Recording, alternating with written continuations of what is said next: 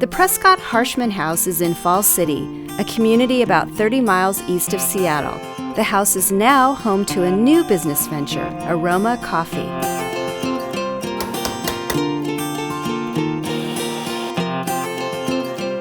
Aroma Coffee Co. is a community building coffee house. We see ourselves as a neutral convener for building community. This for us has been a 13-year dream. We are thrilled to show off this awesome building that has been closed to the public for 13 years and who so many people have a story about. We keep meeting people who was born here, or they worked here, or they lived here, or their best friend lived here. There's just so much history in this town. In the evening when I sit alone at dreaming.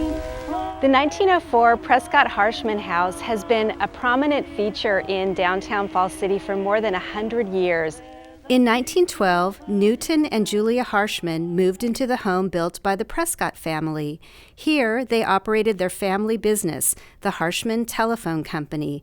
It connected Tolt, now Carnation, and the Northern Pacific Railroad Depot in Falls City.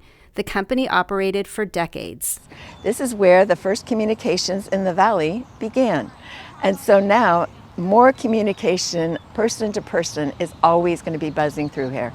And it's very exciting. Being a historic landmark, everything that we did needed to be approved. If we took out any trim that needed to be replaced, it was cut to the exact same as the original trim. They requested that anything that comes down, if you can put it back, please do. And so our front of our bar is shiplap from the walls of the building. We've taken a door upstairs and we put it on a slider instead of just removing it from the space altogether. So things like that.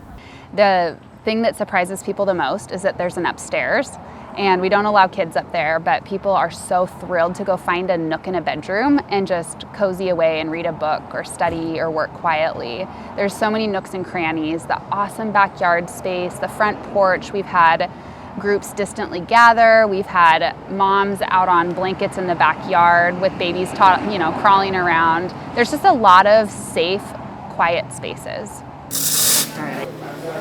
I love coffee. This is my passion, and this is what I was meant to do. So to get to do it with these two and to do it in our own community, my husband and I and our two girls live right up the road, and so we get to serve coffee to our neighbors. Though the three of us have put heart and soul into this, we are a tiny piece of what brought this to life. We did a large fundraising campaign in the middle of a pandemic, and our community helped us raise $30,000. We could not be here without that support.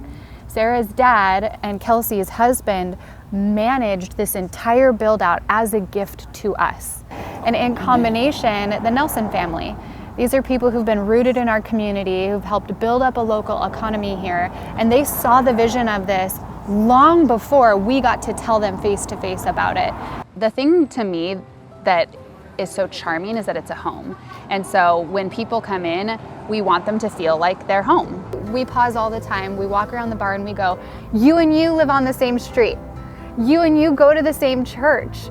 Do you guys know each other? And we're just constantly watching this community form. We also hope that sharing our story in whatever avenue, whether it's through the historic preservation or through local chambers, just encourages people to stick with their dreams, even when it takes a lot longer than you think, even when it seems impossible, because it's so worth it.